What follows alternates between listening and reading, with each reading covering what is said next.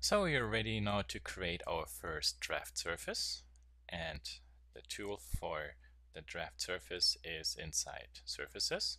You can double click it, and then there are two ways now how, for example, you could select your curves.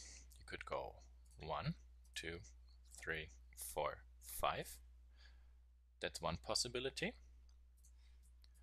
but not really very efficient. You can go again multi-surface and then actually turn on chain select.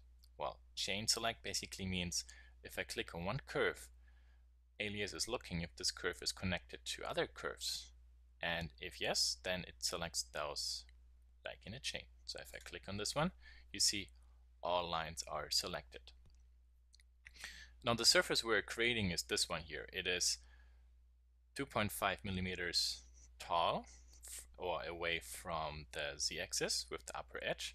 However, we move this profile curve 0.25 millimeters along the x-axis. So the distance or height is actually 2.25 millimeters, and it is at a 3-degree angle. So the 3-degree, for example, we can type in here for the draft angle. And also I'm turning on auto update. And then the length should be 2.25.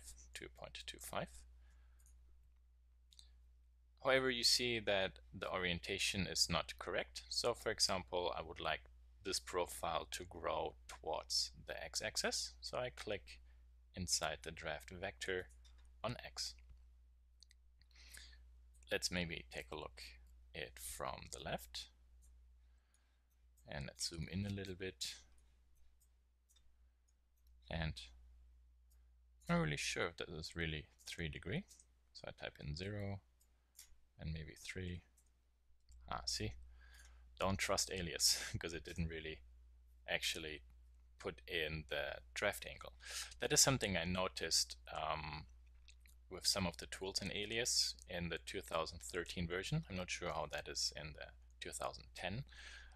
That with the update or auto update, sometimes you just have to maybe reset the value and put it in, press return to really make sure that Alias understands that you actually put in new numeric values. And let's go back to perspective.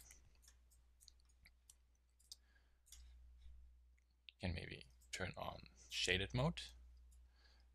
And that's basically now our first surface.